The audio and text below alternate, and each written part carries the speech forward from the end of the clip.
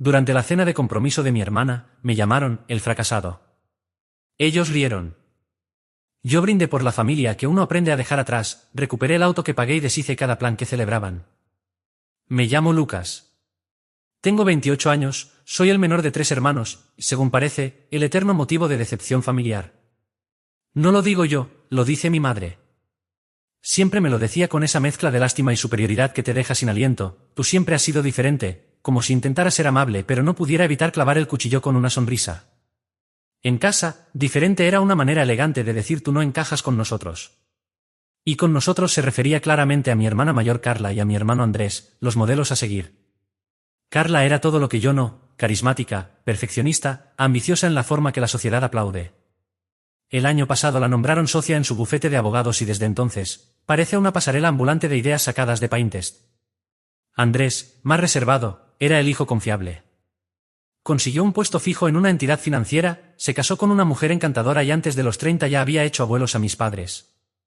Y yo, fui a la Facultad de Arte, me dedico al diseño gráfico como autónomo, vivo en un pequeño piso encima de una cafetería, conduzco un coche que compré con mi propio esfuerzo, lo más importante, llevo una vida que realmente me hace feliz. Pero a ojos de mi familia, todo eso no vale nada. Porque no lo hice como ellos esperaban. La cena de compromiso de Carla se celebró en un restaurante elegante de esos con suelo de mármol, cartas con letras doradas y camareros que no anotaban nada, pero que jamás se equivocaban. Decían que sería un evento íntimo, solo familia cercana y algunos amigos. Pero tratándose de Carla, aquello era más bien un ensayo general para la boda. Todo debía ser perfecto para redes sociales, iluminación, disposición de las mesas, incluso el tono exacto de las bebidas. Recibí la invitación el mismo día en que confirmaron el lugar. No estoy exagerando, el correo decía literalmente hola, Lucas, solo para avisarte, la cena de compromiso es el sábado que viene, en verde, 7 vístete bien, nada de nos encantaría verte, ni un puedes venir. Solo una orden disfrazada de aviso. Como si solo quisieran cumplir con una formalidad. Aún así, decidí ir. Me puse una camisa planchada, limpié mis botas y hasta pasé por la peluquería. No para agradarles, sino para que no tuvieran excusas. Aparqué frente al restaurante, crucé la calle, di mi nombre al anfitrión y él, con una ceja levantada, me llevó por un pasillo largo hasta un salón privado al fondo. La iluminación era cálida, la mesa estaba impecable y todos ya estaban sentados. Pero hubo un detalle que me heló la sangre, las tarjetas con los nombres. Eran de cartulina doblada, con caligrafía dorada, seguramente impresas. Carla tenía una que decía futura esposa, su prometido Julián, futuro esposo. Mis padres eran madre de la novia y padre orgulloso. Andrés tenía su lugar marcado como el mejor hermano. Y entonces vi la mía, el fracaso. Me quedé congelado. Pensé que sería un error, algún cartel provisional que olvidaron cambiar. Pero entonces oí risitas. Tania, una amiga de Carla, se cubrió la boca con su copa. Julián soltó una risa disimulada y miró a Carla con expresión de aprobación. Mi madre me sonrió. No con vergüenza, con orgullo. Vamos, Lucas, solo es una broma, no seas tan sensible, dijo. Andrés no rió. Solo bajó la mirada y fingió estudiar su vaso de agua. Me senté despacio, con el pecho apretado. Desde ese momento, todo lo que decían me sonaba como ruido blanco, como la estática de un televisor mal sintonizado. Brindaron por el compromiso, hablaron de proveedores, colores, destinos para la luna de miel. Repartieron cócteles de camarón, se rieron de chistes internos. Nadie me volvió a mencionar. Solo comentarios sueltos como alguien está muy callado hoy o parece que tocamos una fibra sensible. No dije nada, al principio, pero con cada copa que pasaba y cada carcajada que aumentaba, algo dentro de mí se quebró. No con rabia, sino como una ruptura limpia. Los miré de verdad, no con rencor, sino con claridad. Vi lo que siempre había estado ahí, una fachada pulida, un cariño fingido, elogios disfrazados de puñales. Y entendí que no me dolía por lo que habían hecho. Me dolía porque yo seguía permitiéndolo. Carla levantó la copa por tercera vez y dijo, por la familia que te soporta incluso cuando arruinas tu vida intentando ser artista. Fue entonces cuando me puse de pie. No grité, no hice un escándalo. Solo levanté mi copa, los miré uno por uno, y dije, por la familia, esa que uno aprende a vivir sin ella. Silencio, absoluto. Incluso el camarero se detuvo. Dejé mi copa con cuidado sobre la mesa y salí. Nadie vino detrás. No al principio. Caminando por el estacionamiento, saqué mis llaves. El coche de Julián, técnicamente a su nombre pero con el contrato de leasing firmado por mí, porque su historial crediticio no era aceptable, estaba justo al lado del mío. Fui el cuñado comprensivo que lo ayudó hace unos meses. Pero nunca entregué el duplicado. Y tampoco saqué mi nombre de los papeles. Lo abrí, me subí y me fui sin pensarlo. Durante el trayecto, llamé a todos los lugares donde tenían cosas reservadas. El local que iban a visitar ese fin de semana. La escapada a Ñapa. La cata de pasteles personalizada para el martes. Todo había sido pagado con mi tarjeta. Uno por uno, cancelé cada servicio. Con educación. Sin levantar la voz. Solo informé que había un cambio de planes. Cuando llegué a casa, mi teléfono ya empezaba a vibrar. Llamadas perdidas de Carla, de Julián, de mi madre, de Andrés. No respondí. Por primera vez en años, sentía que tenía el control. Luego comenzaron los mensajes. Primero tímidos. Una llamada perdida de Carla. Un texto de mi madre, ¿qué estás haciendo? No seas absurdo. Julián dejó un audio con ese tono condescendiente que usa cuando quiere sonar razonable. Oye, Lucas. Ya hiciste tu punto, ¿vale? Podemos hablar, no hace falta que exageres. Pero yo no contesté. Me senté en el sofá, todavía con el pulso acelerado pero extrañamente sereno. Y en ese momento supe que, por fin, había tomado una decisión por mí mismo. Mi teléfono vibraba sin descanso, como si estuviera a punto de rendirse. Tenía 31 llamadas perdidas y 12 mensajes de voz. Los mensajes de Carla comenzaron siendo confusos, luego pasaron al enfado y terminaron en puro pánico. Lucas, ¿en serio? ¿Dónde está el auto? No vas a hacer esto. No te atreverías, Lucas. La boda es en 3 días. Llámame ya. Mi madre también dejó su aporte, como siempre, con ese tono pasivo-agresivo disfrazado de preocupación. Si estabas molesto, deberías haberlo dicho. Esto es cruel e inmaduro. Estás arruinando un momento muy especial. Esa última frase me hizo soltar una risa seca. No porque fuera graciosa, sino porque era tan típica de ellos. ¿Yo arruinando su momento? Como si no fuera suficiente que se hubieran reído de mí durante la cena, entre bromas elegantes que me reducían a un chiste. Entré al grupo familiar de mensajes, sí, teníamos uno, como una familia funcional, en teoría, y vi que Andrés por fin había dicho algo. ¿Alguien puede explicarme por qué se cancelaron las reservas para Napa? Nadie respondió. Así que mandé un solo mensaje. Revisen a nombre de y la próxima vez, traten de no usar insultos disfrazados de humor. Suerte resolviendo todo esto. Y salí del grupo sin mirar atrás.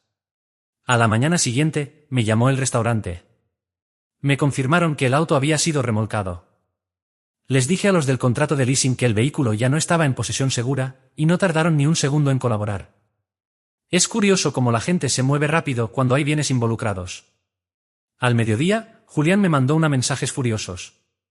Estás completamente loco. Vas a pagar por esto. Olvídate de volver a ser bienvenido en cualquier evento familiar. ¿Bienvenido? No estaba seguro de haberlo sido alguna vez. Y ese pensamiento me golpeó más fuerte de lo que esperaba. Porque en el fondo, siempre quise sentirme parte de algo. Aunque fingiera que no me importaba, aunque pusiera los ojos en blanco y me mantuviera en silencio, siempre guardé esa esperanza infantil de que un día me vieran de verdad, como alguien digno de más que una tolerancia educada o las burlas de siempre. Pero esa mañana, mientras tomaba el café frío que había dejado olvidado la noche anterior, me di cuenta de algo más importante, ya no les pertenecía. Carla vivía obsesionada con la imagen perfecta. Julián necesitaba tener el control. Y mis padres seguían convencidos de que el éxito solo tenía una forma y un camino, y que yo me había desviado por completo. Pasé años tragándome ese cuento, que por no tener un sueldo altísimo, ni usar traje todos los días, ni vivir en una casa en las afueras, yo era apenas un personaje secundario en su comedia familiar. Pero ahora, por fin, yo tenía el control remoto. Esa misma noche, Andrés vino a mi casa. Escuché los golpes en la puerta, miré por la mirilla y dudé. Estaba solo. Ni mamá, ni Carla, ni el prometido con cara de sabelotodo. Solo mi hermano, con cara de agotado y 2 cafés en la mano. Abrí sin decir nada. Hola, murmuró. No respondí con una sonrisa.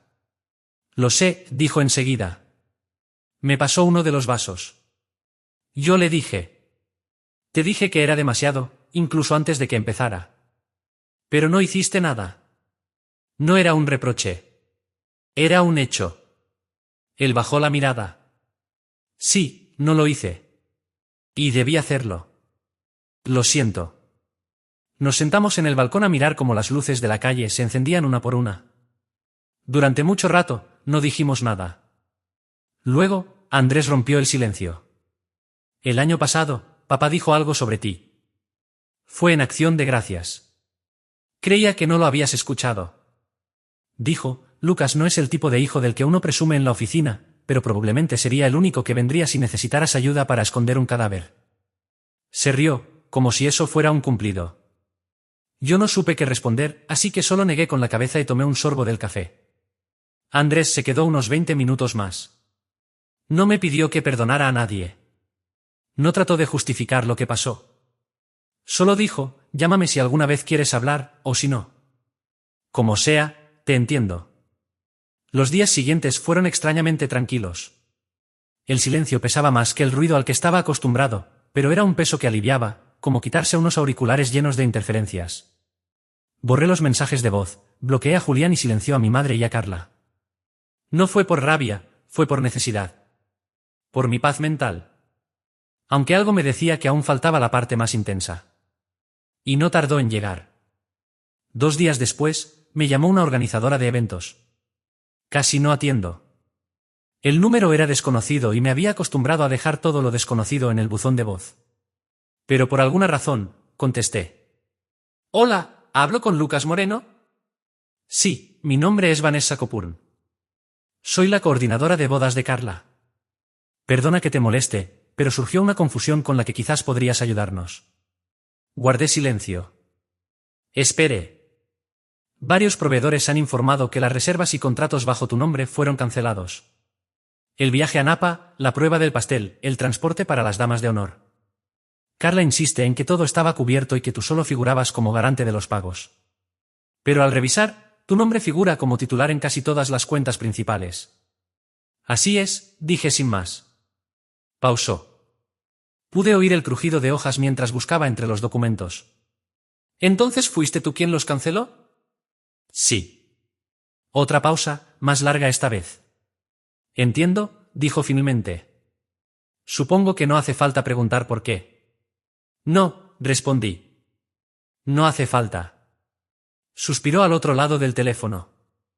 Gracias por confirmarlo. Imagino que escucharé de Carla pronto. No lo dudo. Colgué.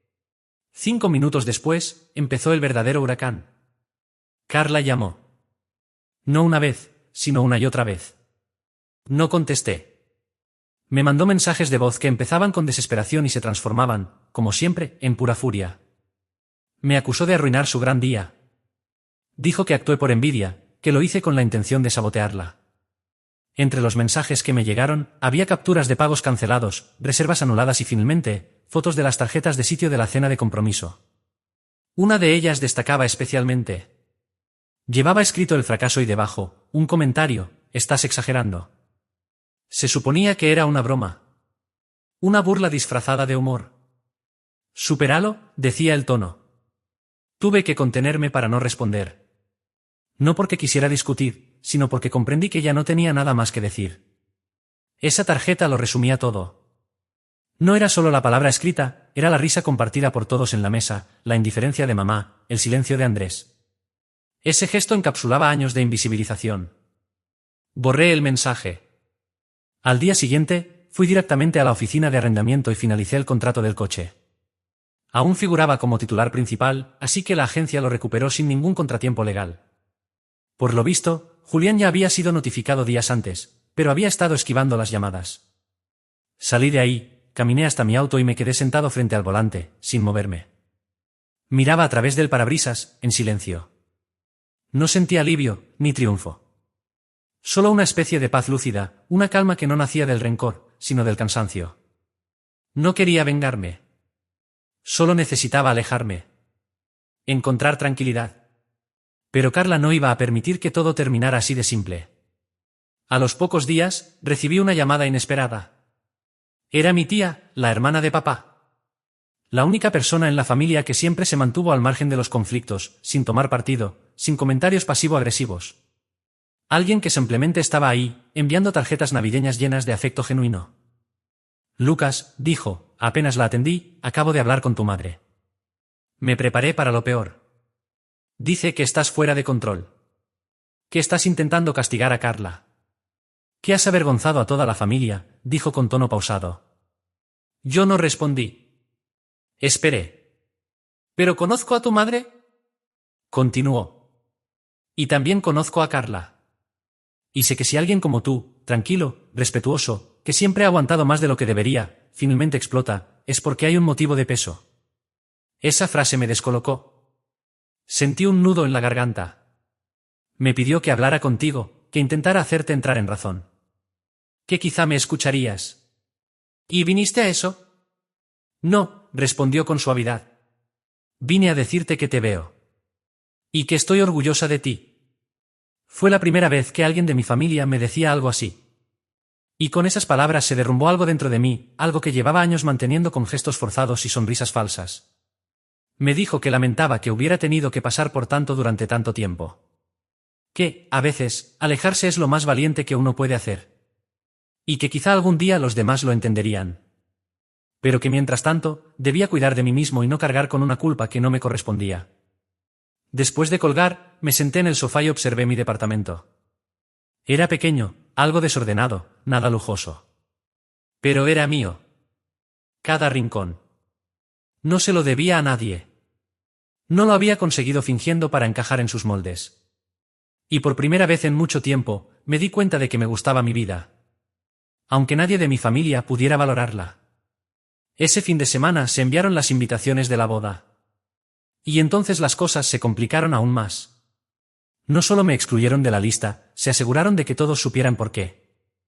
No esperaba recibir una invitación, y tampoco la quería. Pero no estaba preparado para lo que realmente llegó. No fue una invitación.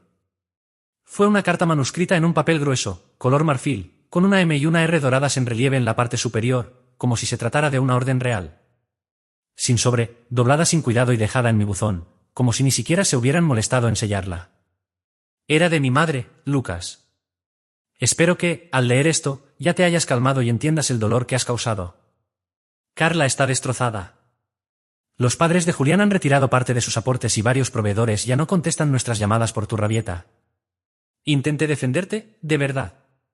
Pero no puedo seguir inventando excusas sin que la gente empiece a preguntarse qué te pasa. Te pido, por última vez, que te disculpes.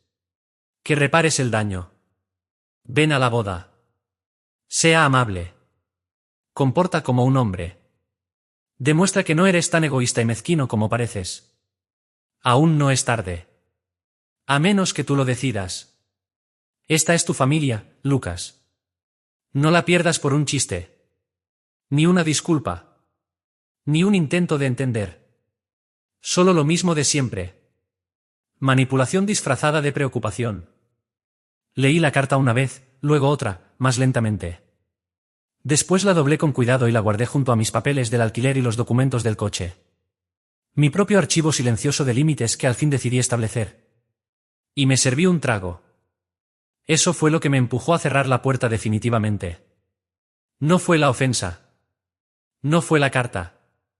Fue la expectativa de que, a pesar de todo, aún se esperara de mí que apareciera, sonriera y volviera a actuar el papel que ellos habían escrito para mí, por última vez. No respondí a la carta. En lugar de eso, hice planes. Ya conocía el lugar donde se celebraría la boda, una finca vinícola a 2 horas de la ciudad, el tipo de sitio que se reserva por el paisaje, no por las personas. No tenía intención de arruinar nada. No buscaba hacer una escena. Solo quería cerrar ese capítulo a mi manera.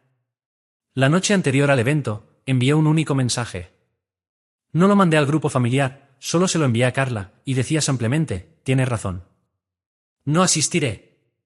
Ella no contestó, pero vi que lo había leído.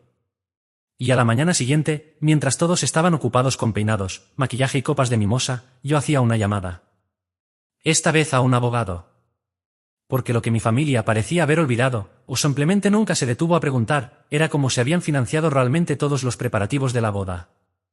No fueron favores ni actos de buena voluntad. No fue ayuda desinteresada.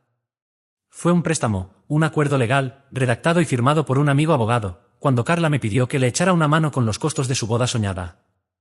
Fue en aquellos días en los que aún fingía dulzura y me llamaba su hermanito artista. El contrato era directo. Yo cubriría los pagos iniciales, el arrendamiento del auto, los anticipos a los proveedores y las reservas del evento. Ella me reembolsaría en un plazo de 90 días después de la boda. De no hacerlo, se activaría una cláusula que exigía la devolución inmediata con intereses, además de compensación por cualquier perjuicio ocasionado, es decir, cualquier daño que yo sufriera al figurar como responsable financiero. Ella lo firmó. Incluso se rió mientras lo hacía. Eres tan exagerado, Lucas, como si fuera a fallarte algún día. Pero eso fue exactamente lo que hizo. Esa mañana, el abogado envió la carta de requerimiento por correo certificado.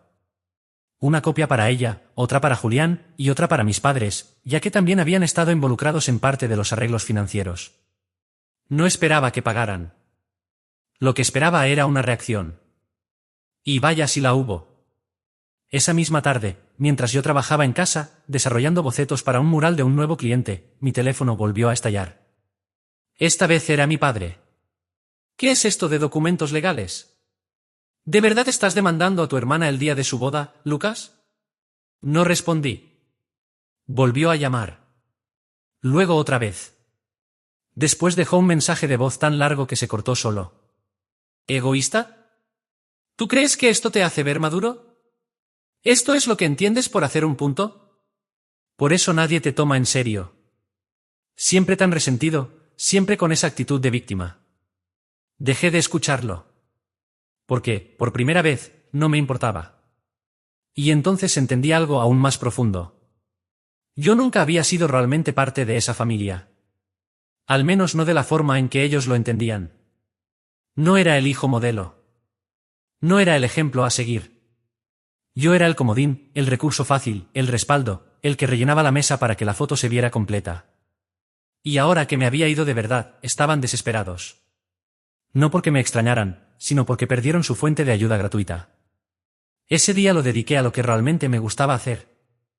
Trabajé, dibujé, escuché música que disfruto, preparé mi propia comida sin tener que oír críticas ni soportar sonrisas falsas. Mientras ellos bailaban bajo luces decorativas, posando para fotos filtradas, yo me senté en la escalinata de emergencia de mi apartamento con un vaso de bourbon y vi cómo brillaba la ciudad. 2 semanas más tarde llegó el verdadero conflicto. Carla y Julián ignoraron la carta de requerimiento, como si no existiera. Así que el abogado procedió al siguiente paso, una demanda civil formal. Cuando recibieron la notificación, mi madre volvió a llamar. Esta vez no para gritar, sino para suplicar. Lucas, por favor, no hagas esto. Es vergonzoso. La gente está hablando. Vas a arruinar su reputación. Respiré hondo, con calma. Pensaron en la mía cuando se rieron de aquella tarjeta de lugar. Pregunté. Silencio. ¿Pensaron en mi vida cuando me pasaron la cuenta y lo llamaron un favor? Seguía sin decir nada. No hago esto por venganza, mamá. Lo hago porque me cansé de que me pisotearan durante años. Finalmente aprendí a defenderme. Y colgué. El caso se alargó por meses. Carla intentó hacerse la víctima. Julián lanzó amenazas. Su abogado trató de llegar a un acuerdo silencioso, pero el mío fue firme. Teníamos todos los comprobantes, contratos, mensajes. Y al final, cedieron. Pagaron hasta el último centavo, con intereses y daños. Usé ese dinero para abrir un pequeño estudio en el centro. Un espacio tranquilo, con techos altos y grandes ventanales donde por fin podía diseñar, pintar y respirar. No era lujoso. No era enorme. Pero era mío. Y lo mejor de todo, no volví a saber de ellos. Ni para las fiestas. Ni para los cumpleaños. Ni cuando Andrés y su esposa tuvieron a su segundo hijo. Ni siquiera cuando papá se jubiló y mamá lo publicó en redes sociales como si se tratara de una coronación real. Me cortaron de sus vidas. Y, por primera vez, no me dolió. Porque por primera vez, me sentía libre. No dolido, no enojado. Libre. Todavía guardo aquella tarjeta de lugar. La que decía el fracasado. La conservo en un cajón del estudio. No por rencor, sino como recordatorio. A veces, alejarse no es fracasar. Es sobrevivir. Es dignidad. Es el primer paso hacia una vida que no tienes que justificar frente a nadie. Y mucho menos frente a quienes solo te llaman familia cuando les conviene.